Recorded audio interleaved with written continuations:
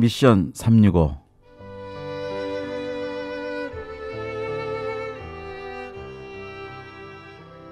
네, 우리나라의 많은 수의 MK들이 부모 선교사님을 따라서 현지에 나가 있습니다. 그러나 문제는 부모 선교사님들의 마음은 우리 선교사 자녀들의 교육의 문제에 참 많은 신경을 쓰고 있습니다. 그래서 여러 가지 상황 가운데 이제 새로운 또 모델도 나오고 있고, 또 여러 가지 아직도 풀리지 않는 선교사 자녀 교육에 대한 문제들이 있기도 합니다. 이제 오늘은 우리 몽골에서 선교하신 우리 이대학 선교사님 모셔서 우리 새로운 방향의 선교사 자녀 교육에 대해서 저희가 특별히 한번 면담을 하는 시간을 갖도록 하겠습니다. 네, 이대학 선교사님 어서 오십시오. 예, 안녕하세요. 반갑습니다. 네, 우리 지금 이 또 방송에 함께 하시는 많은 현장에 계신 선교사님들 계시는데 우리 동료 선교사님들에게 인사 말씀 부탁드립니다. 예, 지금 이 시간에 선교 현장에서 수고하시는 우리 동역자 여러분들에게 감사와 격려의 인사를 드리고 싶습니다. 저도 현재 선교 사역하고 있는 선교사의 한 사람으로서 저와 여러분들이 하나님의 부르심을 따라서 감당하는 사역이 얼마나 보배롭고 소중한지 모릅니다. 우리 모두가 행복하게 날마다 감사하며 기쁨으로 사역하는 복된 선교 현장이 되기를 축복하면서 여러분들을 주님의 이름으로 축복하고 싶습니다. 네, 참 우리 선교사의 심장을 같이 가지고 있는 우리 선교사님들이 우리 출연하시는 선교사님들의 인사를 통해서 많은 나름대로 격려가 있으실 거로 이렇게 느껴지는데요. 우리 선교사님 몽골에 계셨을 때 이따 차츰 이제 새로운 사역도 말씀 나누겠지만, 예, 몽골에 계시면서 아주 특별하게 자녀 교육에 대해서 특별한 경험과 또 하나님의 축복이 있었던 거로 저희가 아는데 오늘은 좀 그 얘기를 집중적으로 좀 여쭤보겠습니다. 예, 알겠습니다. 네. 예, 그러나 이제 또 몽골에 대해서도 좀 먼저 저희가 좀 알고 또 배우는 시간이 있으면 좋은데, 예, 몽골 우리가 많이 알지만 좀 다시 한번 몽골에 대해서 소개 좀 해주시죠.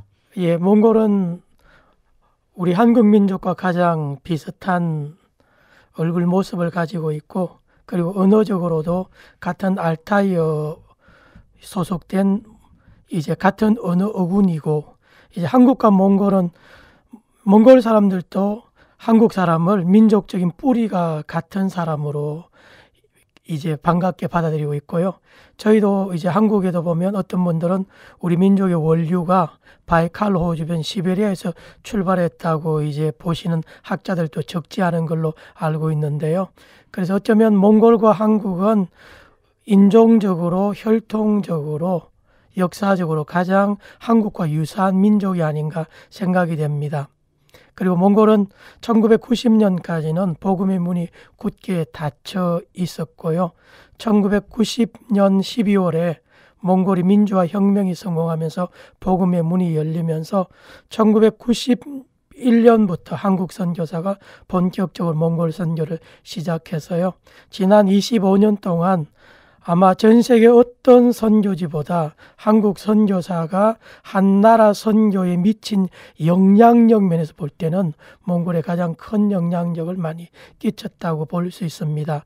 대표적인 예로 몽골에 개척된 500여 개 교회 가운데 한국 선교사나 한국 선교사에게 훈련을 받은 제자들이 세운 교회가 3분의 2 가까운 교회가 이제 한국 선교사들이나 배운 제자들이 세운 교회고요. 그리고 몽골 선교는 한국 선교사들이 굉장히 중요한 역할을 감당했다고 이제 자타가 인정하고 있다고 저는 개인적으로 알고 있습니다. 네, 그렇군요. 우리 한국 선교사님들이 우리 한국에 처음에 복음이 들어올 때 미국 선교사님들이 들어와서 복음을 전한 그런 것처럼 우리 한인 선교사님들이 몽골의 복음에 처음에 기초를 많이 놓았군요. 맞습니다. 제일 처음에 이제 사랑의 살 운동본부에서 제일 먼저 몽골에 사랑으로 섬기기 시작했고요. 그 이후로 사실 몽골 선교가 한국 선교사들이 이제 접근성도 가까웠고, 네, 이제 문화 인종적으로 가깝고 해서 한국 선교사들이 많이 사역에 큰 열매를 거두었다고 생각합니다. 네. 지금 한 500여 교회가 있다고 말씀하셨는데 그 교회들의 지금 현황이 계속 성장하는 추세는 좀 어떤가요?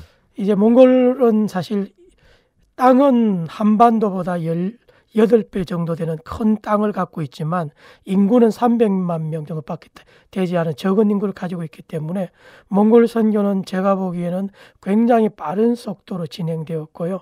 그래서 복음의 문이 열린 다음에 1997년까지는 이제 다소 선교가 제한적인 그런 상황이었고요. 1997년부터 2007년까지 한 10년 정도는 몽골교회 해마다 급성장하는 좀 폭발적인 성장의 시기가 있었고요.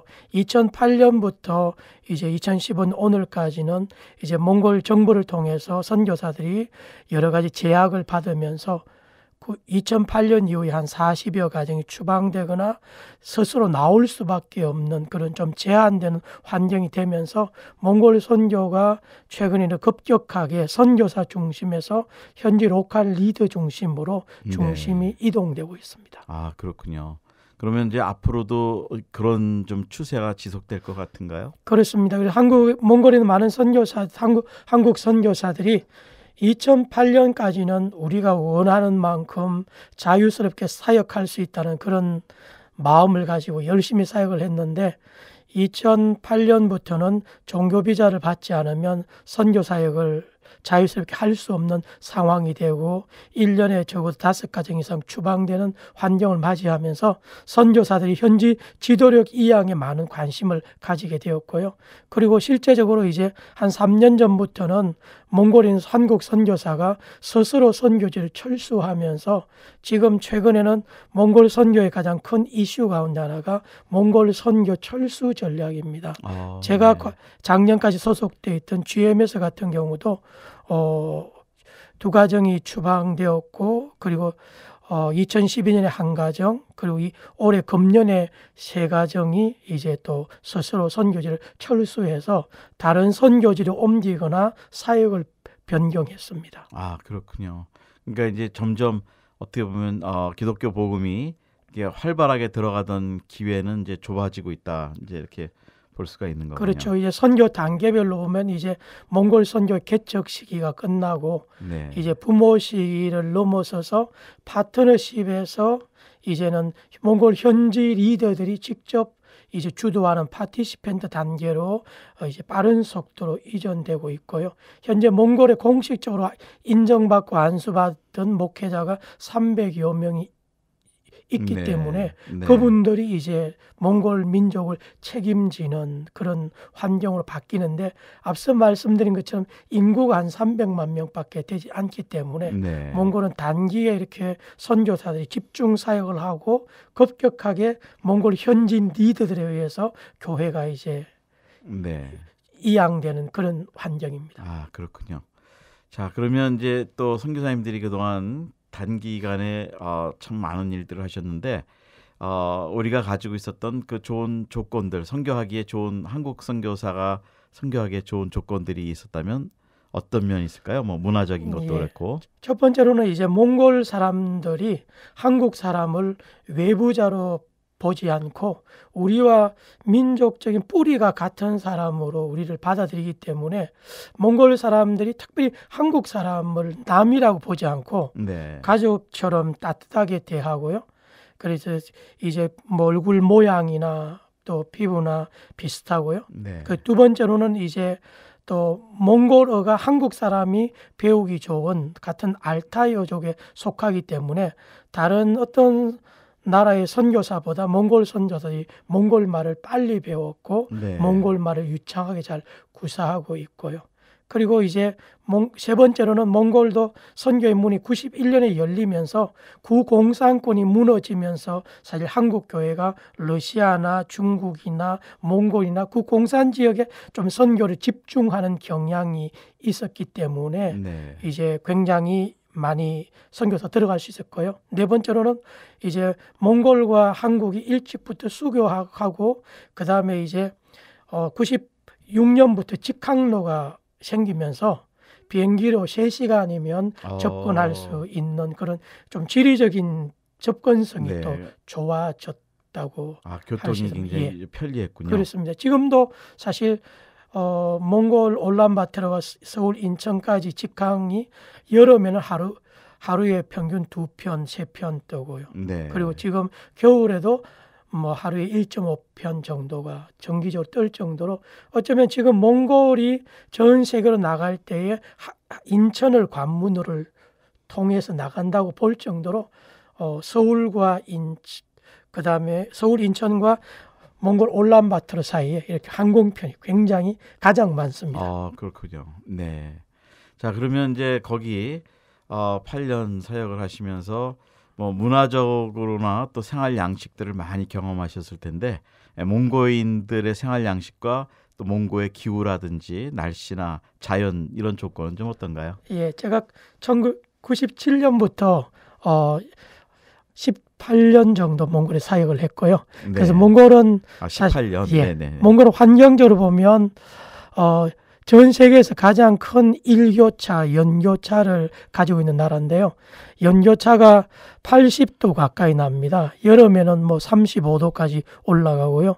겨울에는 영하 45도까지, 지방으로 가면 영하 50도 이하로 떨어지는 그런 곳이기 때문에 어쩌면 가장 인간이 생존하기 어려운 그런 그 기온차, 환경을 가지고 있고요. 네. 그리고 이제 몽골의 평균 해발 위치가 1000m 이상 있는 고산지에 위치해 있고 바다로부터 한 1600km 이상 떨어진 내륙 깊숙이 위치해 있기 때문에 사실 많은 분들이 묻기를 몽골은 땅은 넓은데 사람이 왜 그래 300만 명밖에 안 됩니까? 저한테 묻는 분이 굉장히 많았는데요. 저는 대답할 때마다 그만큼 땅은 넓지만 사람이 살기 어렵기 때문에 이제 몽골에 사람이 적게 산다. 그런 말씀을 하거든요. 예로 뭐 한반도 크기 한 서너 배 되는 몽골의 고비 사막 같은 경우는 평방 제곱킬로미터 인구 밀도가 0.2명 네. 그렇기 때문에 안 되고요.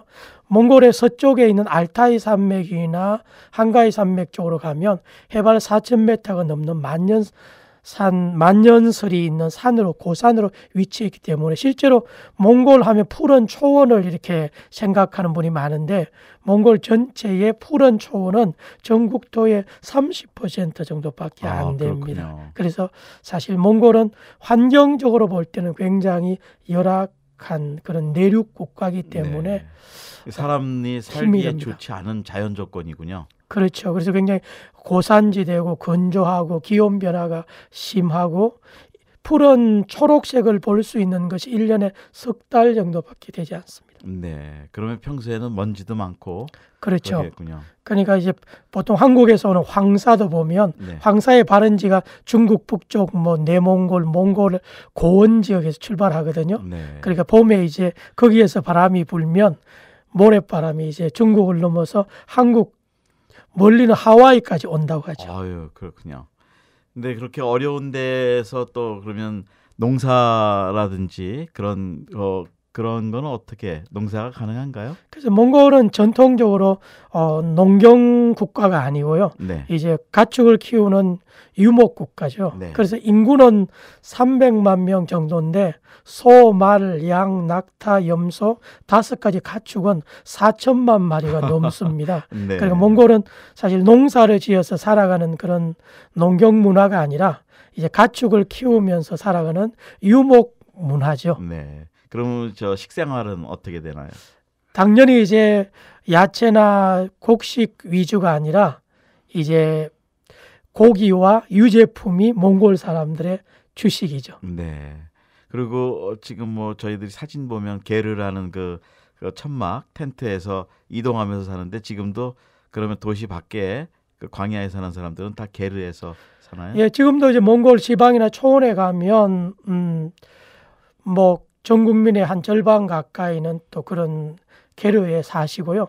울란바토르에도 보면 도시 지역에도 보면 도시 중앙에 있는 공산시절에 지은 아파트 지역을 제외하고 도시 외곽 지역은 뭐 나무나 그 벽돌로 지은 집도 있지만 사실 게르가 있거든요. 네. 왜냐하면 사실 몽골이 그 혹한에 한 8개월 되는 겨울에는 건물보다는 게르가 훨씬 더 몽골 환경에 맞는 예, 주거 형태이기 때문에 보온이 되는군요. 그렇죠. 네. 그러니까 이제 몽골 아파트 지역에 사는 사람 빼고는 겨울에는 게르에 사는 사람들이 절반 된다고 보면 됩니다. 네, 그럼 실제로 물론 너무 바깥이 춥지만 그래도 추위를 막을 수 있는 그런 구조가 되나요? 그 내부는?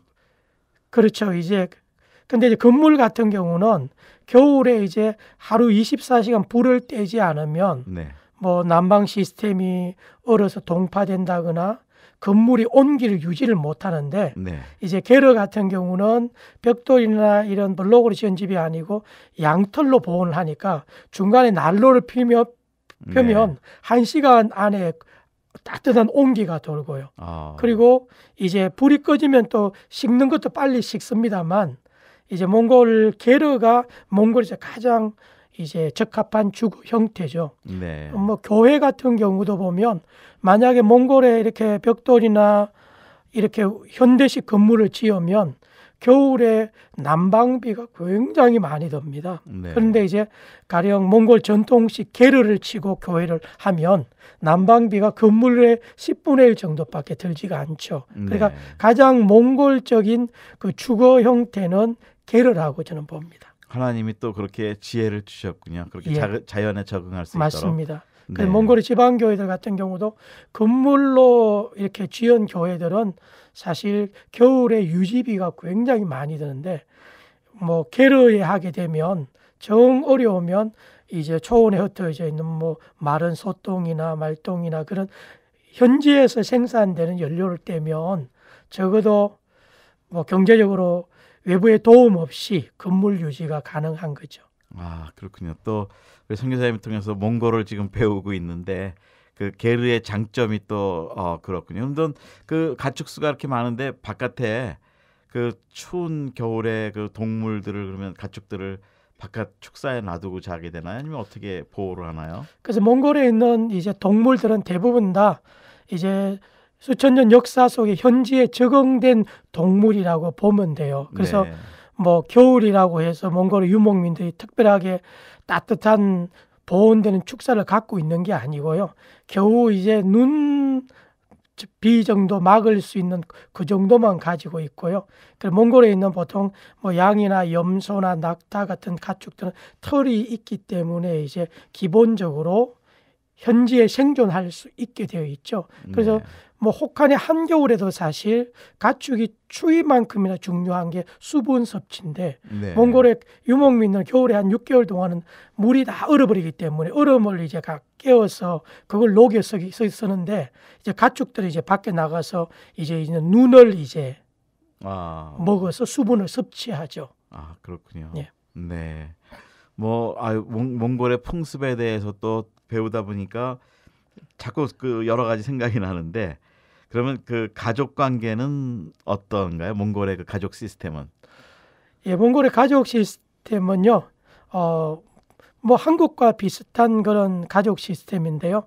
몽골은 이제 우리 한국 같은 농경 문화는 남자의 노동력이 중요하기 때문에 주로 남자의 노동력에 의존하는 부계 사회 영향이 많은데요. 몽골은 어쩌면 좀 모계 사회적인 그런 영향이 많이 있습니다. 실제로 남자들은 뭐 가축을 끌고 이게 낮에 풀을 먹이거나 가축을 돌보기를 한다면 실제로 여자들은 또 그 젖을 짜고 짠 젖을 치즈로 가공을 하고 여러 가지 일들을 여자들이 한 7, 80%는 여자들이 하는 것 같아요. 네. 그래서 몽골의 가정 구조는 좀 여자들이 남자처럼 그런 주도적인 그런 네. 일들을 하고 있는 것을 보게 됩니다. 성품이 강하겠군요.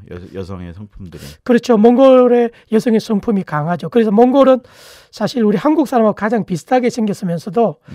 어쩌면 남자와 여자의 역할과 관계는 한국과 정반대되는 것처럼 네. 보이거든요.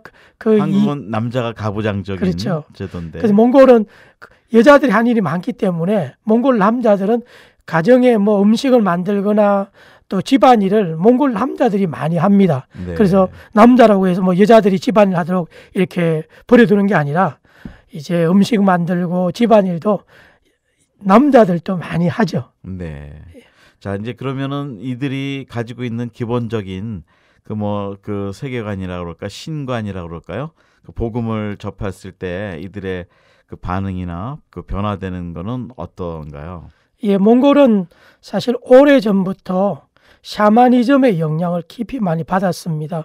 왜냐하면 그 혹독한 자연 환경 속에서 생존하면서 자연을 두려워하고 경외하고 자연이 숭배의 대상이 되었거든요. 그래서 자연과 인간을 이어주는 중간자의 존재로서 무당 샤만의 영향이 굉장히 컸고요. 그래서 사실 어쩌면 몽골은 과거부터 오늘까지 샤머니즘이 가장 깊이 뿌리 잡고 있다고 볼 수 있고요. 사실 몽골 하면 중국 만리장성 이북부터 이제 북쪽 바이칼 호수 중앙에 있는 중앙아시아의 목축을 주업으로 하는 20여 개 유목 부족들을 몽골이라고 부르는데요. 네. 사실 바이칼 호수 같은 경우는 전 세계 샤머니즘의 4대 성지 중 하나인 네.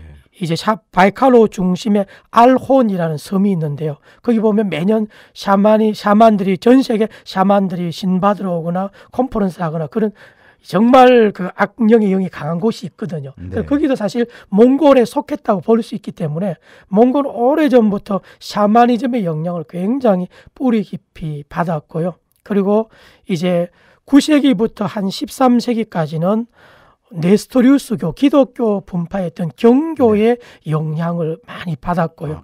그리고 지금은 몽골이 이제 공식적으로는 달라이 라마를 숭배하는 티베트 불교의 영향이 있다고 보는데 네. 실제로 티베트 불교는 16세기 중후반에 몽골에 들어오기 시작해서 1921년 공산화 되기 전까지 한 350년 동안 몽골을 영적으로 지배했고요. 네. 그리고 1921년에 공산화되면서부터 70년 동안은 몽골은 무신론, 유물론, 공산주의가 네. 지배를 했죠. 그래서 그러니까 샤머니즘이 청소가 됐군요. 그 기간에. 그렇죠. 샤머니즘 청소가 됐지만 몽골인들의 세계관 속에서 샤머니즘을 완전히 청소하기는 어렵고요. 네. 그래서 우리가 보통 이제 몽골인들의 가치관이나 월드뷰를 볼 때는 샤머니즘의 뿌리 속에 그다음에 샤머니즘과 결합된 혼합주의적인 티베트 불교, 네. 이제 그리고 그 후에 이제 공산주의, 유물론, 무신론, 그리고 민주화되고 난 이후에는 물질 만능, 세속주의 뭐 그런 네. 한 서너 가지가 복합적으로 작용되고 있습니다. 아, 그렇군요. 그 아까 처음에 말씀하신 대로 교회가 500개 정도 성장하는데 한국 선교사님들이 3분의 2가 기여를 하셨다고 그랬는데 그럼 크리스찬으로 변화됐을 때 물론 과정이 필요하지만 본호교인 되거나 크리스찬의 신앙이 클 때 그들이 가지고 있는 기본 그 샤머니즘 백그라운드라든지 이런 것들이 어떻게 좀 청소가 되나요? 완전히 아직도 거기 속해 있다고 보나요? 그런데 제가 개인적으로 생각하기는 어느 나라든 1세대 크리스찬은 혼합주의적인 영향을 우리가 완전히 벗어나기 어렵다고 생각돼요. 네. 그래서 이제 몽골 그리스도인들도 보면 이제 앞서 말씀드린 그런 티베트 불교나 샤머니즘이나 공산주의 영향을 받던 분들이 공산주의가 무너지면서 이제 그분들 어쩌면 사상적인 좀 공백기가 있었다고 보면 되고요. 네. 그래서 사실 공산주의를 70년 하면서 일단 겉으로는 이제 샤머니즘이나 티베트 불교가 종교 청소가 70년 된 상태이기 때문에 네. 그래서 이제 1990년 문이 열리면서부터 이분들이 어쩌면 종교적인 공백이 있었기 때문에 복음을 받아들이기가 쉬웠고요. 네. 그리고 이제 복음을 받아들이기 쉬운 반면에 몽골 정부나 또 몽골인들은 이제 과거의 자기의 문화를 회복하기 위해서 네. 티베트 불교나 샤머니즘이 같이 부흥하고 있었거든요. 네. 그래서 몽골은 지금 현재 그리스도인들도 보면 제가 보는 견지에서는 혼합주의 영향은 어쩌면 1세대 크리스찬은 분명하게 예수 그리스도를 구주로 영접하고 born again 했음에도 불구하고 그런 영향들은 어느 정도 가지고 있고요. 제가 이제 몽골에서도 한 15년 이상 교회를 섬기면서 늘 보는 것은 특별히 좀 나이가 드신 네. 60, 70대 할머니 같은 경우는 좀 그런 옛날 혼합주의 영향이 좀 네. 강하고요. 네. 그리고 이제 뭐 공산주의 시대에 태어나서 교육받은 또 좀 젊은 세대나 또 중간 세대는 세대별로 조금씩은 차이가 있는 것 같아요. 네. 자, 그리고 한국 선교사님들이 그 몽골에 가서 이렇게 활발하게 짧은 기간에 많은 그 선교적 효과를 얻을 수 있는데 그 사람들의 장점, 우리 한국인이 가지고 있는 몽골 선교를 하기 위한 장점이 있다면 어떤 면을 보세요? 앞서 말씀드린 것처럼 이제 한국 선교사들이 몽골 사람들과 이제 너무나 또 친근하게 다가갈 수 있었고 인종적으로, 문화적으로, 언어적으로 좀 유사성이 많았기 때문에 남들보다 친근하게 다가갈 수 있었고 몽골인들도 우리 한국 사람을 친근하게 받아들였고요. 그리고 한국 교회가 공산주의가 무너지면서 그 구공산권 선교에 우리가 많이 집중할 때 몽골도 집중하면서부터 이게 이제 몽골인들이 한국을 좋아하는 그 문화적인 분위기와 한국 교회가 구공산권을 향한 한국 교회의 선교적인 열정이 어느 정도 이렇게 잘 맞아 떨어져 가면서 선교하기 좋은 토양이 또 형성이 되었고요. 네. 그러면서 한국 선교사들이 세계 어느 선교지를 가더라도 교회 개척 선교에 굉장히 네, 열심을 갖고 있는데 감사하게도 몽골의 한국 선교 같은 경우는 이 교회 개척뿐만 아니라 앞서 말씀드린 것처럼 사랑의 살 나누기가 한국 선교로서 몽골에 가장 먼저 들어갔다고 보면 되거든요. 그러니까 처음에 이제 공산주의가 무너지고 굶주릴 때 한국 교회가 사랑의 살로 가고 좀 총체적으로 접근했던 것 같아요. 네. 그래서 제가 몽골 선교를 개인적으로 평가하면 몽골은 기독교 역사를 갖고 있지 않았기 때문에 어쩌면 다른 기독교 역사를 수백 년 가진 선교지보다 한국 선교사들이 선교하기 좋은 어떤 백지 같은 상태에다가 네. 한국 선교사가 선교할 수 있는 가장 최적인 문화, 환경, 지리적인 요소가 준비됐는 데다가 그 다음에 이제 몽골에 들어갔던 초창기 선교사들 10여 명이 우리는 다른 나라 선교지처럼 서로 한국 선교사가 서로 중복 투자하고 갈등하고 분열한다는 소리는 듣지 말자. 그러면서 사실 좀 사역도 분할하고 사역지도 분할하면서 초창기부터 어쩌면 몽골 선교는 연합이 몽골 선교의 가장 첫 번째 우리 우선순위였던 게 오늘 몽골 선교를 아주 우리가 효과적으로 할 수 있었던 좋은 요인 같습니다. 네, 그 연합은 초교파의 모든 선교사입니다. 초교파적 연합입니다. 그렇군요.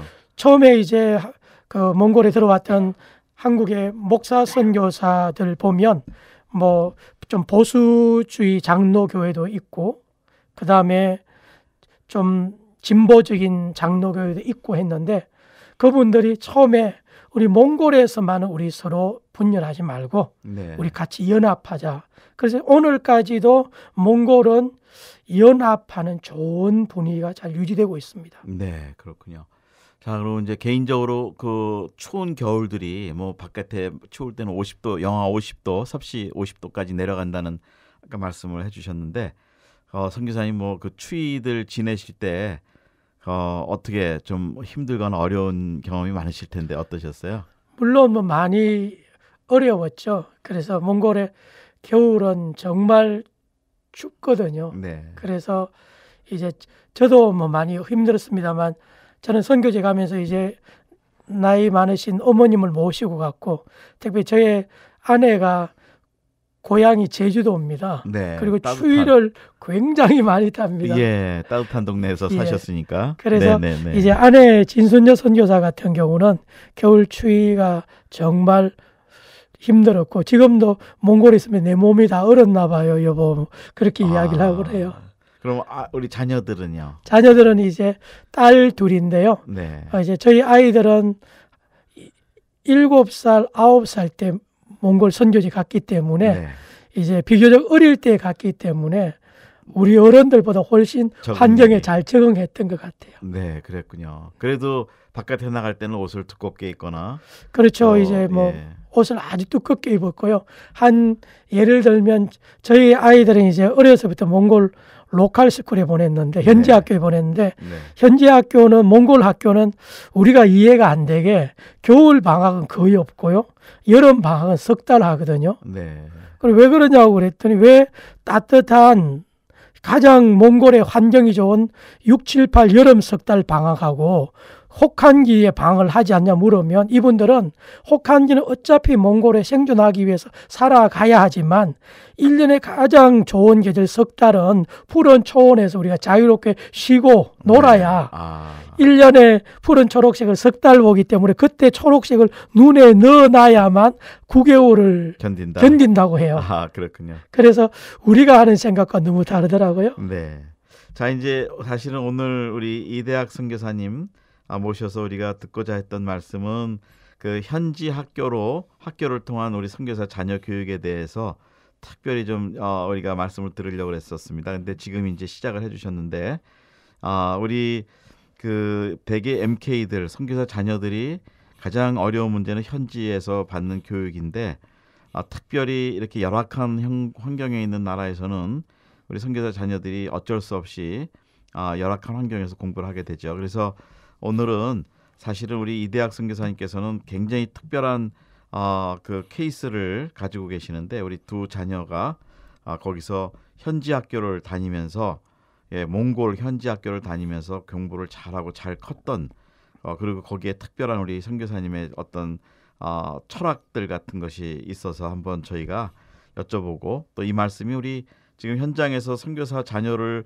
양육하고 계시는 선교사님들한테 어떤 면에서는 좀 도움이 드릴 수 있는 말씀 같아서 좀 한번 이제부터 후반부는 저희가 그쪽으로 초점을 맞춰서 여쭤보도록 하겠습니다. 자, 우리 현지 학교를 통해서 선교사 자녀 교육을 이제 그에 대한 연구도 하셨고 또 실제 그렇게 자녀를 키웠는데요. 이 부분에 대해서 먼저 한번 오프닝이라고 그럴까요? 개관을 한번 좀 말씀해 주시면 좋을 것 같아요. 네. 예, 먼저 우리 동역자 선교사님들이 말씀드리고 싶은 것은요. 우리 선교사들이 자녀 교육 때문에 눈물 흘려보지 않은 선교사가 없고요. 지금도 사실 선교사 자녀 교육을 위해서 많은 분들이 관심을 가지고 있고 고민하고 있고 어떻게 하면 좋을지 때로는 상담을 받으시는 분도 있는 걸로 알고 있는데요. 이 선교사님 자녀 교육에 대해서는 정답이 없다고 저는 개인적으로 생각합니다. 네. 하나님이 선교사 각 부모에게 주신 네. 또 교육 철학이 있고 그분들의 또 형편이 다르고요. 그리고 자녀의 또 성향이나 재질이나 연령별에 따라 다르고요.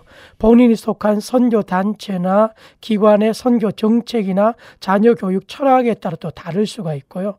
그래서 저는 어떤 방법을 택하든 선교사 부모가 하나님과 기도하면서 자기들 가정에 적합한 자기 자녀에게 적합한 최선의 선교사 자녀 교육 방법을 택하는 것은 저는 굉장히 좋다고 생각해요.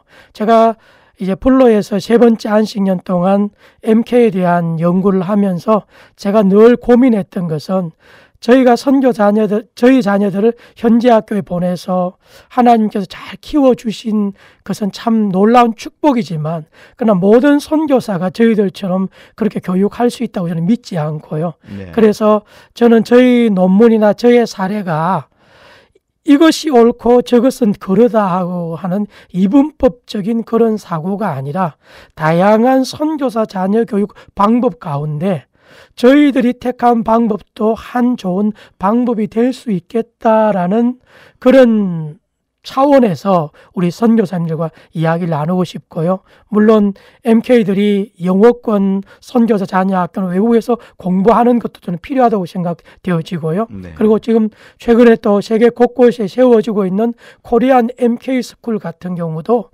저는 굉장히 유익하다고 생각되어지고요. 네. 그래서 선교사 자녀 교육 방법은 워낙 다양할 수가 있고 부모가 자녀와 기도하는 가운데 가장 최적의 교육 방법을 찾는 것이지 그 부분에 대해서는 누가 강제할 수 있는 것이 아니고 네. 이것은 대립적인 개념이 아니라 서로 상호 보완적인 개념에서 저는 접근했으면 좋겠습니다. 그러니까 이제 케이스 바이 케이스로 맞습니다. 네, 그렇게 환경에 따라서 할 수 있는데 자 이제 이렇게 이번에 하신 거에 대해서 뭐 특별히 그거를 옹호하자는 취지에서 지금 우리가 대담을 하는 건 아니고 그 한 방법에 대해서 지금 말씀을 나누는 건데 그 이제 결론적으로 아마 이 지금 방송을 들으시면서 느끼는 질문이 있으실 텐데 우리 그럼 자녀들이 과연 현지 그 학교를 다니면서 지금 어떻게 잘 성장했을까? 그 결론이 좀 궁금해요. 네. 예, 뭐 결론을 간단하게 말씀드리기보다 좀 배경을 좀 네, 이해를 해야 되는 것 같은데요. 저희는 1997년 4월에 대한예수교 장로회 합동 GMS 소속으로 경상남도 울산에 있는 평산교회 강진상 목사님이 심호하는 교회에서 선교사로 파송을 받아 이제 몽골에 도착을 했습니다. 그때 이제 저희 큰딸 혜민이가 1988년 12월생이니까 그때 이제 만 9살이 되지 않았을 때고요. 작은 아이 주혜가 90년 6월생이니까 만 7살이 채 되지 않았을 때입니다. 그래서 큰아이 혜민이는 한국 초등학교에 3학년을 한 달 다녔고 작은아이 주혜는 초등학교 한 달 다니다가 이제 몽골에 간 그런 상황이었거든요. 저희는 두 명 다 이제 딸아이고 어려서 갔기 때문에 이제 비교적 자녀 교육 문제를 부모가 선택하기 좀 좋았다고 생각되어지고 있고요. 그리고 저희들은 초창기부터 가족 구성원이 좀 특이했는데요. 저희는 몽골 선교지로 나가기 전에 1992년 6월부터 강원도 사북에서 제가 담임 목사로 목회를 하면서 저희 어머님을 모시고 살았습니다. 그래서 몽골 선교 들어갈 때도 할머니와 같이 갔기 때문에 우리는 이제 가족 구성원이 저희 부부와 두 딸과 어머님 이렇게 5명이었기 때문에 저희는 어쩌면 3대가 들어가셨네요. 예. 네. 그렇기 때문에 두 딸을 돌보는 그런 환경이 좀 더 할머니가 있었다는 좀 애들한테는 좀 안정됐겠네요. 특이점이 있고요. 네네. 그리고 저희는 자녀 교육의 상당 부분을 저희 부부만큼이나 할머니가 사실 내리사랑으로 손녀들을 잘 품어주셨기 때문에 어쩌면 다른 사람들보다 선교지에서 자녀 교육을 하기 좋은 가정적인 환경이 네. 있었다고 봅니다. 그러면 그때 모시고 가신 어머님의 연세는 어떻게 되셨나요? 이제 저희 선교지 처음에 들어갈 그때 어머님이 환갑잔치를 하고 얼마 지나지 않아서 갔으니까요. 만 60세니까 아직 육신적으로 좀 정정하셨을 예, 그때 때네요. 비교적 건강하셨고요. 네. 그리고 이제 저희들이 선교지 나가기 전부터 이제 한 5년 가까이 이제 어머님이 우리를 목회를 도와주시면서 아이들을 돌봐주셨기 때문에 네. 이제 아이들이 엄마 아빠의 관계만큼이나 할머니와의 관계가 굉장히 끈끈했군요. 끈끈했죠. 네. 자, 이제 정말 좋은 케이스를 또 이렇게 이제 물론 하나님의 은혜 가운데 아주 성공적인 이제 케이스였는데 그러면 지금 우리 혜민이하고 주혜라고 그러셨나요? 그 둘의 지금 생활은 지금 어떻게 되고 있나요? 지금 이제 우리 혜민이는 서울의 경희대학교 정치외교학 대학원 이제 박사과정 지금 코스를 다 마쳤고요. 네. 그리고 작은아이 주혜는 서울의 한국외국어대학교 태솔대학원 석사과정을 네. 금년 2월에 석사학위를 받고 이제 앞으로 좀 박사학위 공부를 위해서 지금 준비하면서 또 일을 하고 있습니다. 네. 그럼 이제 그 과정을 제가 좀 여쭤보고 싶은데 그 아이들을 현지 학교에 물론 가정에서는 우리 정말 할머니가 계셨기 때문에 애들이 정서적으로 굉장히 안정되게 생활했을 것 같은데 학교에 갔을 때 애들이 적응하는 것과 또 학교의 그 교육 수준이나 이런 것들이 부모님으로서 참 좀 염려가 되셨을 텐데요. 예. 저희들이 이제 97년 4월에 몽골 선교지에 도착을 하니까 이제 그 당시에 몽골 선교사가 한 20가정, 30가정이 채 안 되는 그런 때였는데요. 대부분의 선교사들이 국제학교 인터내셔널 스쿨에 아이들 보내고 있었습니다. 저희들도 처음에 이제 몽골 들어가는 97년 5월부터 해서 저희 아이들 영어로 가르치는 인터내셔널 스쿨에 1년 동안 보냈습니다. 네. 그런데 저희가 선교지 들어가고 나서 6개월, 7개월이 지난 후에 여러분이 다 알다시피 97년 연말에 IMF 사태가 이제 네. 터지면서 네. 사실 저희들이 오는 선교비가 절반으로 떨어지는 반토막 나는 그런 네. 상황이었어요. 그래서 만약에 IMF가 터지지 않았다고 한다면 네. 저희도 뭐 그렇게 넉넉하지는 않았지만 아이들을 계속해서 인터내셔널 스쿨에 보냈을 가능성이 많이 있죠. 네. 그러면서 98년 초에 몽골에 있는 한국 선교사들이 다 자녀 교육 때문에 굉장히 큰 이제 어려움에 빠지게 됐습니다. 그 당시에 이제 인터내셔널 스쿨을 보내면 평균 한 300~400불 정도 학비를 매월 우리가 부담한 걸로 제가 기억이 되는데요. 아유, 큰 돈이었네요. 예. 그래서 저희들 같은 경우는 98년에 어떻게 하는가 고민하는 가운데 저희는 둘 다 이제 딸이기 때문에 적어도 성인이 되어서 대학생이 될 때까지는 부모가 자녀를 책임지고 교육시키는 게 중요하다.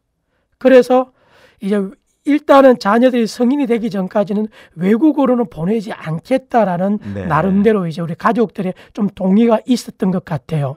그래서 저와 아내와 어머님이 아이들과 이야기를 하면서 이제 청소년 사춘기 아이들을 멀리 외국에 떨어져서 부모와 이별하는 아픔은 우리가 겪지 않겠다.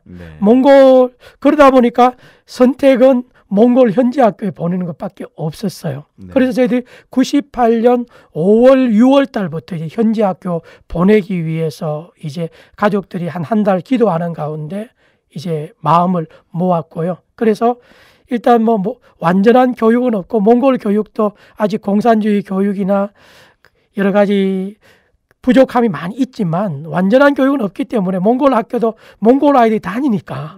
그래서 저희들이 이제 98년 5월 달에 몽골 학교 보내기 결정하고 6, 7, 8 석 달 동안 이제 학교를 알아보고 아이들이 이제 몽골어를 미리 좀 공부를 시키고요. 그래서 보통 몽골은 이제 9월 1일이 이제 해마다 새 학년이 시작되기 때문에 저희 아이들은 98년 9월 1일부터 몽골 올란바토르시에 있는 제1호 고등중학교 몽골 학교에 보냈는데요. 그래서 저희들이 한 석 달 정도 준비했고 그리고 그 당시에 올란바토르에 있는 몽골 로컬 스쿨 가운데 가장 그래도 좀 질적으로 가장 좋은 학교가 비교적 학부모나 학생들 가정 형편이나 학교가 또 시내 중앙에 위치해 있고요. 그래서 그 학교 교장을 제가 만나면서 그때는 제가 국제기아대책기구 몽골 지부에 이제 어린이 개발사역 제가 책임자로 있었기 때문에 NGO 사역을 했기 때문에 제가 교장을 만나서 우리 아이를 넣고 싶다고 하니까 교장이 흔쾌히 받아줬고요.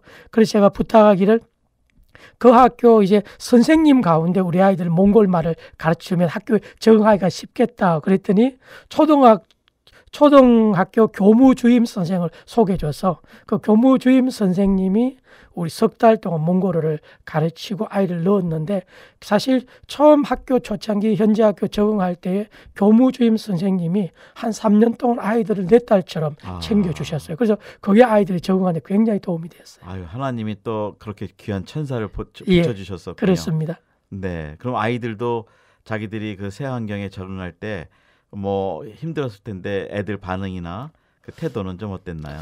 아이들이 이제 뭐 어렸기 때문에 부모님이 이렇게 이야기를 하고 하니까 뭐 고집부리거나 그런 마음은 없었고요. 그렇지만 아이들이 이제 좀 몽골 학교에 간다는 좀 두려움이 있었고 왜냐하면 그 당시에 몽골 현지 학교에 다니는 선교사 자녀가 단 한 명도 없었습니다. 네, 처음이었군요. 그래서 이제 부모들이 생각이 아무리 좋지만 이제 아이들이 좀 두려움이 있었고 사실 제가 몽골에 선교를 한 18년 정도 하면서 우리 아이들을 몽골 로컬 스쿨에 집어넣는 그날 지금도 잊지 않았는데 제가 자석에서 굉장히 많이 울었습니다.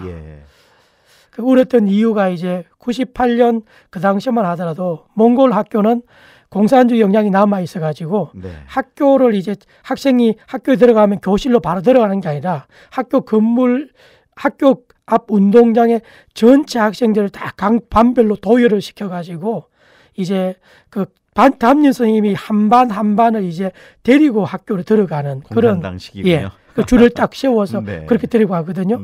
그래서 제가 98년 9월 1일 아이들을 이제 몽골 학교 운동장에 학교를 넣고 그래서 기도해주고 아이들이 하나님 도와주신다고 이제 놓고 나서 이 아이들이 저를 바라보면서 굉장히 불안과 두려움과 초조의 그런 뒤돌아보면서 눈빛으로 있는 거예요. 그래서 저는 좀 멀리서 차를 세워놓고 학교 운동장에 아이들이 쳐다보면서 하나님 과연 제가 이런 행동을 하는 것이 잘하는 겁니까? 그리고 제가 그런 결정을 할 때 그 당시에 많은 선교사님들이 너무 무모하다. 예. 이제 몽골이 공산화해서 이 민주화된 지 8년밖에 안 되고 아직도 어려운 때인데 네. 그러면서 사실 선배 선교사들이 말리는 분이 굉장히 많았습니다. 네, 네, 네. 그래서 아이들을 이제 학교에 넣으면서 우리 가족 간의 내부에 그런 생각이 있었어요. 아이들을 한 달 몽골 현지 학교 보내보고 아이들이 도저히 못 다니겠다고 하면 우리가 몽골 학교를 포기하자. 네. 그런 네. 이제 이야기를 했는데 그래서 아이들이 이제 선생님들 쭉 따라가는데 계속 이제 아빠 차인 쪽을 보면서 들어가는 거예요. 네. 그래서 이제 얼마나 마음이 아프셨어요. 그래서 마음이 많이 힘들었죠. 그래서 아이들이 이제 학교 갔다가 이제 집에 이제 돌아와서 학교 오늘 어땠니?라고 말하니까 아빠 뭐 힘들지만 다닐만 했어요라고 이야기를 하는 거예요. 네. 근데 나중에 아이들이 저한테 하는 이야기는 정말 무섭고 힘들었대요. 네. 그런데 그나마 의지할 수 있던 건 자기들이 몽골을 가르쳐준 초등학교 교무주임 선생님이 이제 아이들이 잘 있는지 쉬는 시간에 늘 돌아보기 때문에 좀 마음이 안정감이 있었고 네. 큰딸은 동생이 옆방에 있기 때문에 내가 동생을 돌봐줘야지라는 동생을 보호하는 보호 본능이 있었고요. 네. 작은 아이는 언니가 옆방에 가까운 곳에 있다는 의지가, 그 의지가 있으니까 네. 둘 다 정서적으로 안정이 됐던 거예요. 네. 그리고 사실 초창기에 우리 아이가 처음에 학교 들어 가장 어려웠던 것은 언어적으로 이해가 되지 않고 네. 꼭 동물원 네, 애들이 꼭 그러죠. 다른 짐승보호를 애들이 그렇게 받고 화장실 가는 게 너무 힘들었어요. 왜냐하면 몽골 화장실이 이렇게 거의 문이 열려 있었고 뭐 이렇게 남녀가 구분이 되어 있지 않고 그런 문화였어요. 네, 그러니까 네. 동생 꼭 화장실 갈 때 언니 불러서 언니 앞에 있게 한다든지 뭐 그런 상황이었죠. 그리고 그때 뭐 아이들 나이가 큰 아이가 10살이 안 됐고 네. 작은 아이 8살이 안 됐으니까 이제 그 처음에 적응할 때 아이들도 나중에 커서 굉장히 무척 힘들었다 그래요. 그 상처가요. 예. 네. 그렇지만 기억들이, 이제 네. 아이들이 이제 학교에 가서 뭔가 엄마 아빠를 우리가 걱정을 안 끼쳐야 되겠다는 거 어리지만 그런 마음들이 있었고 네. 언니와 동생 둘이서 의지하는 마음이 있었고 네. 이제 그래서 처음에 한 2-3달은 아이들도 좀 힘들었지만 근데 참 좋았던 것은 몽골 학교는 이제 네. 그 초등학교 저학년은 오전 반, 오후 반이 나누어져 있어가지고요. 네. 오후 1시부터 4시, 5시까지 4시간 수업을 하거든요. 네. 그래서 학교 있는 시간이 실제적으로 뭐 하루 종일 있거나 뭐 밥을 사가는 게 아니었기 때문에 그 학교 점심 먹고 학교 가면 오후 5시 네. 저녁 때 학교 집에 돌아오니까 학교 있는 시간도 많지 않았기 때문에 아이들이 비교적 좀 적응이 쉽지 않았나 그렇게 생각해요. 그래서 네. 지금은 이제 우리 아이들이 엄마 아빠가 우리를 너무 강하게 키워주신 것을 감사한다 그런 이야기를 해요. 네. 그래서 자기들도 이제 몽골 현지 학교 다닌 것을 결코 후회하거나 부끄러워하지 않고 그 엄마 아빠 어렸을 때부터 자기들을 정말 스스로 이렇게 살아갈 수 있는 그런 좀 네.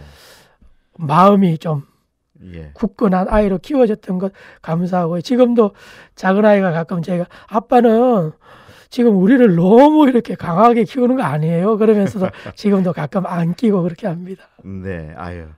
사실 이게 지금 라디오라 그런데 우리 선교사님 그 말씀 중에 그 참 눈물이 글썽글썽하시고 간신히 참으시면서 그 옛날을 좀 회상하시는데 참 마음이 뭐 부모 마음은 다 같을 겁니다. 정말 어린 아이들을 그렇게 떨어뜨려 놓는다는 게 예. 그런데 하여튼 하나님이 또 그 와중에도 지켜주시고 보호하셔서 지금은 이제 가능성이 굉장히 큰 MK로 또 지금 정치학 박사 공부도 하고 있고 또 하나이는 지금 틸솔 영어 교사 그 이제 준비를 하고 있는데 예, 지금 이 두 형제가 아직도 몽골 말은 뭐 자기네 나라 말처럼 쓰고 읽고 말하고 그러면 뭐 문제가 없겠네요. 예, 그 너무 감사하게도 아이들이 이제 몽골 초중 고등학교를 졸업하고 나서 대학교를 보낼 때 저희들이 좀 많이 고민을 했는데요. 네. 이제 감사하게도 이제 한국의 5차원 교육하시는 원동현 박사님이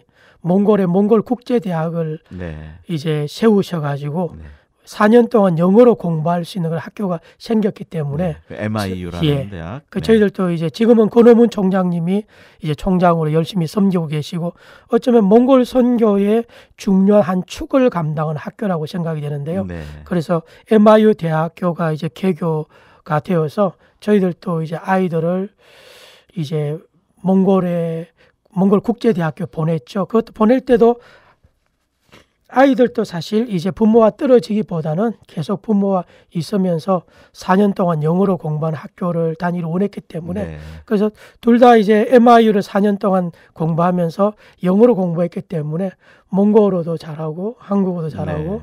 뭐 영어도 잘하고요. 그래서 3개 국어야 능통하군요. 예, 그 특히 뭐 작은 아이 같은 경우는 영어 교육을 전공했기 때문에 영어도 더 잘하고 해서 3개 국어를 이제 능통하게 네.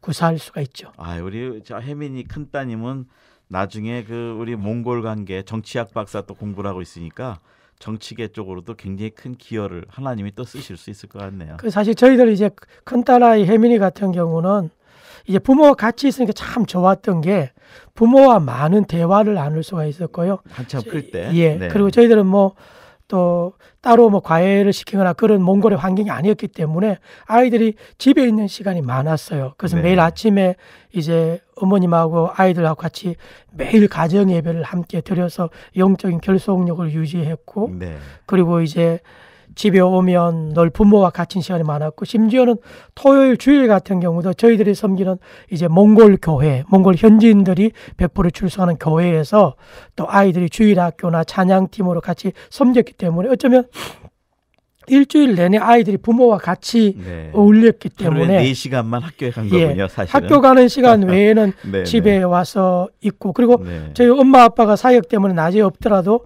언제나 집에 오면 할머니가 이제 그렇죠. 따뜻하게 네. 밥을 해놓고 기다리고 하니까 저희들은 참 지금까지 제가 선교 살아가면 가장 감사했던 게 뭐 사역이 아무리 아름답고 훌륭해도 자녀들과 부모와의 그 결속력이나 그렇죠. 가정의 화목함 이런 부분은 저희들이 참 정말 감사한 것 같아요. 네. 그래서 아이들이 그런 따뜻한 가정의 분위기 속에 자랐기 때문에 아이들이 너무 감사했고요. 그렇기 때문에 아이들이 몽골학교 다녔으면서 한국어를 뭐 굉장히 네. 잘 근데 몽골어하고 한국어하고 네. 그 배우기가 쉽다고 아까 말씀하셨는데 걔네들이 본능적으로 그러면 그것도 쉽게 적응을 했을 수 있었나요? 그렇죠. 아마 영어를 배우는 것보다는 몽골어를 빨리 아이들이 배웠고요. 네. 그래서 아이들이 몽골 학교 적응은 처음에 한 석 달 정도는 자기들 조금 어려웠지만 네. 한 6개월, 1년 지나면서부터는 아이들이 뭐 현지 학교 따라오는데 전혀 문제가 없었고요. 그러면 성적도 좀 예, 좋았겠죠? 성적도 좋았고요. 네. 그리고 뭐 작은 아이 같은 경우는 이제 고등학교를 한 학년을 그냥 월반할 정도로 네. 그래서 그때도 뭐 가장 친한 친구가 월반 시험 친다고 아빠 저도 쳐볼까요 그러더라고요.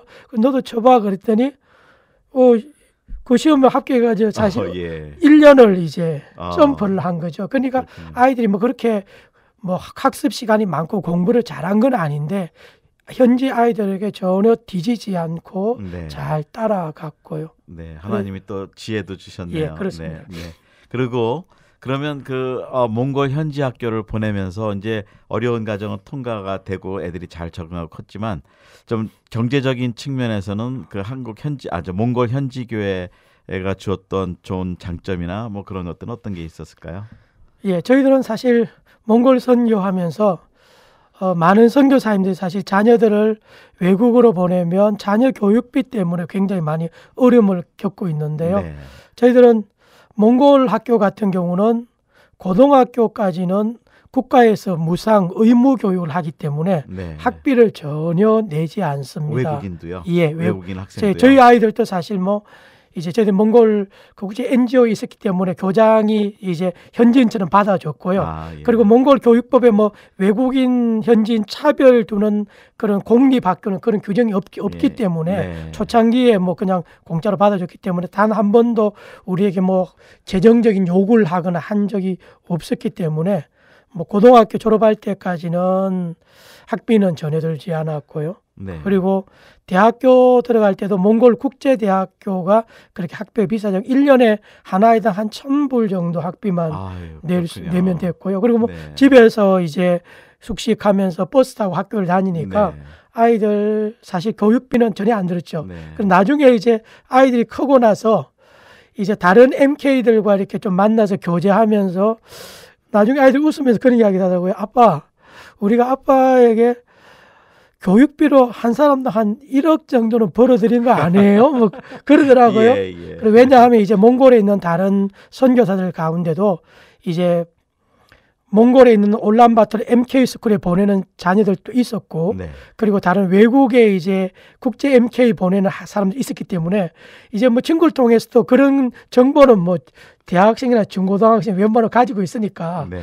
이제 외국에 공부하면 1년에 얼마 정도 들겠다는 거는 아이들도 아니까. 그러니까 자기들 학비와 비교하면 뭐 많이 차이가 나는 걸 알기 때문에 네. 그래서 그런 이제 농담을 하던데요. 아, 네. 그래서 저희들은 이제 로컬 스쿨을 보내는 가장 큰 장점 중에 하나가 이제 경제적으로 사실 외국에 보내거나 다른 국제학교에 보내는 것보다 저렴한 비용으로 네. 자녀를 교육할 수 있다는 거고요. 네. 두 번째로는 이제 부모와 같이 생활하기 때문에 네. 따로 생활비가 들지 않고 부모와 늘 같이 부대끼면서 아이들과 대화하고 아이들 삶에 부모가 깊이 이제 관여해서 네. 자녀를 부모로서의 책임과 역할을 다 할 수 있다는 거죠. 네. 그러니까 사실은 이제 거기서 그 애들이 사춘기를 다 컸는데 어릴 때부터 가서 예. 부모를 떠났으면 참 어려운 과정을 겪었을 텐데 본인도 그네들이 그 사춘기를 겪는 과정에선 좀 어떤 기억이 좀 있으세요?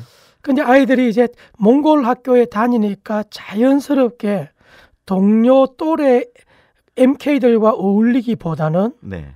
몽골 아이들과 어울리는 현지인 아이들. 예, 네. 현지인들과 어울리는 경향이 많았더라고요. 그 이유가 뭐 아이들이 몽골 로컬 스쿨에 다닌 동시에 토요일 주일날은 엄마 아빠가 사역하는 몽골 교회를 같이 섬기기 때문에 네. 이제 일주일 내내 이제 부모와 같이 있다가 가끔 뭐 다른 MK들과 만나고 또 우리 이제 교단 선교부의 또래 MK들과 만나기도 하지만 그런 MK들과 만나는 시간이 또 많지가 않았고요. 네. 또 저희들은 특별히 저희들이 사는 곳이 이제 다른 선교사들이 많이 사는 지역이 아니라 우리 사는 지역 주변에서 아이들이 뭐 걸어서 갈 또래 친구들이 별로 없었어요. 네. 그렇기 때문에 우리 아이들은 몽골 학교에 다니면 다닐수록 다른 또래 MK들보다 현지인들과 가까이 네. 하는 경향이 있더라고요. 그러면서 아이들에게 물어봤더니 어떤 때는 아빠, 몽골 아이들이 오히려 순수하고 네. 아이들이 착하지. MK 한국 애들은 조금 이렇게 자기들은 또 몽골 학교에서 배우니까 몽골 사고를 가지니까 네. 한국 아이들하고는 좀 안 맞는 이렇게 것도 있겠죠. 좀 안 맞는 것도 있고 해서 네, 네. 몽골 아이들이 좋다라고 말하면서 네. 그렇게 했고요. 그리고 몽골 학교는 특징이 1학년 때 입학하면 10학년, 11학년 졸업할 때까지 반을 안 받고 쭉 같이 올라가요. 그렇군요. 그래서 한국 학교는 단하게 1년에 이렇게 한 번씩 네, 바꾸죠. 바꾸지 않기 때문에 네. 그러니까 보통 한 반에 한 30명 내외 아이들이 공부를 했는데 그러면 중마고 5가 되는 거죠. 정말 네. 형제처럼 친해지니까 네, 네. 그래서 한 3년, 4년 다니고부터는 오히려 뭐 몽골 아이들이 더 친하고 그러면 몽골 애들이 선교사님 댁에 놀러도 오고 그럼요. 예, 그렇게 그리고 놀러 오고 이제 나중에는 학교 갈 때 올 때는 사실 뭐 아이들이 초등학교 저학년 때는 제가 좀 데려줬습니다만은 나중에는 친구들하고 같이 오고 가고 그렇게 하고 네. 그러면서 하나 조금 제 논문에서도 언급을 했고 실제 이제 그런 일이 있었습니다만 저희가 이제 고민하는 게 야, 이 아이들이 몽골 아이들과 점점 좋아지면 네. 성소년 사춘기를 아까 말씀하셨는데 몽골 남자친구 생기면 어떡하나 나중에 몽골 네. 사람과 결혼하면 어떡하나 네. 막 그런 좀 고민이 있었어요. 그래서 네. 사실 저희 어머님이나 저희 아내 진순여 선교사 같은 경우는 니네들 몽골 남자친구를 사귀면 안 돼. 처음부터 막, 교육을 다 예, 그렇게 시키셨군요. 했는데 실제적으로 그 나이 같은 경우는 네. 고등학교 시절에 몽골 남자친구가 반에 있기도 했고 그렇죠. 관심도 있겠죠. 예, 그리고 대학교 네. 때도 뭐 몽골 남자친구가 있고 그랬어요. 네, 그래서 네, 사실 네. 그런 문제 때문에 또 뭐 부모들이 참 혹시 또 어떡하나 예. 그런 또 두려움이 있었는데, 근데도 뭐 결론적으로 말씀드리면 저희 큰딸이 작년 2월 달에 몽골 청년과 결혼을 했어요. 아유, 그렇군요. 저희 큰 사위가 이제 네. 몽골인인데 네. 결국은 그 우려가 현실로 바뀌지 않았나 생각을 네, 했는데, 네, 네. 그래서 지금 딸아이가 결혼한 지 이제 뭐 한 1년 10개월 정도 되고 네. 또 이제 손자도 보고 하면서 오히려 큰딸이 한국인과 결혼했으면 문화적으로 더 힘들지 그랬을 수 않았겠나라는 있겠습니다. 네. 그런 생각을 하거든 해요. 그렇죠. 그래서 네. 뭐 선교지 오래 있다 보면 선교 자녀가 제3의 문화 아이가 돼서 한국 아이도 아니고 선교지 아이도 아니고 제3의 문화를 가진 아이로 바뀌는데, 그래서 저희 큰딸 같은 경우는 뭐 여러 가지 아직도 부족한 부분은 많습니다만 뭐 서로 행복하게 잘 살고 있는 것을 감사하고 있어요. 네. 참 우리 선교사님 케이스가 정말 특별한 케이스인데, 사실은 또 열악한 환경에 있는 나라들에는 예를 들면 뭐 케냐 그러면 현지인 학교를 사실은 아무리 의지가 있어도 보내기가 어렵거든요. 예. 현지인 학교는 또 피부색도 다르고.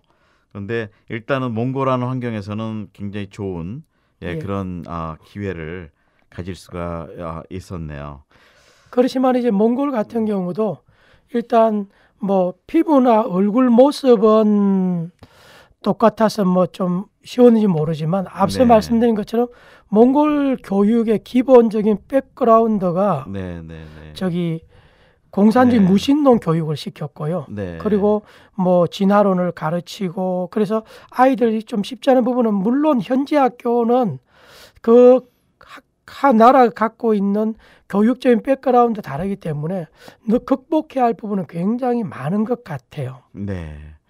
자, 오늘은 우리 그 몽골에서 지난 17년간 우리 아이들 그 9살, 7살짜리를 데리고 가서 여러 가지 또 IMF라든지 여러 가지 경제적인 이유도 있고 사정이 어려워져서 또 하나님 인도하심으로 현지 학교를 보내고 교육을 시키고, 오히려 지금은 하나님 은혜로 정말 잘 크고 3개 국어를 능통하게 하는 하나님의 자녀들로 키운 우리 이대학 목사님, 우리 이대학 선교사님의 그 선교 이야기를 좀 들었습니다. 그래서 우리 제목은 몽골 얘기 초반에 많이 했지만 현지 학교를 통한 선교사 자녀 교육에 대해서 저희가 이대학 선교사님의 실예를 통해서 또 우리 간증도 듣고 또 이런 좋은 말씀도 들었습니다. 우리 선교사님 현지가 다 물론 환경마다 다르겠지만 또 이런 좋은 사례도 있으니까 한번 기도하시면서 우리 자녀들이 현장에서 현지인들과 함께 공부하는 것도 좋은 방법도 아닌가 생각이 들고요.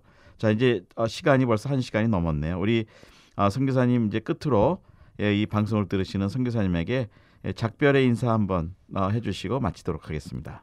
예, 우리 전 세계 흩어져 사역하는 우리 선교사님들, 동역자님들 수고가 많으시고요. 자녀 교육 때문에 많은 아픔과 눈물이 있으리라고 하는데, 하나님이 여러분의 자녀들을 가장 최선의 교육 방법과 환경으로 인도하시리라 믿고요. 또 저희들의 사례가 조금이나마 도움이 된다면 현지 학교도 보낼 만한 한 초이스 중에 한 가지가 되고, 여러 가지 좀 우려되는 점도 많이 있지만 긍정적인 면도 적지 않다는 것을 조금 고려해 주시면 또 좋겠다라는 생각을 듭니다. 네. 자, 선교사님들 오늘도 우리 현지에서 여러 가지 사역을 하시면서 또 자녀들을 양육하고 계실 텐데, 계속해서 주님의 손이 우리 자녀들을 지켜주시고 또 우리 선교사님 사역들을 축복하시고 함께 하시기를 저희가 기도하겠습니다. 진행에는 김정한 선교사였습니다. 안녕히 계십시오. 예, 감사합니다. 안녕히 계십시오.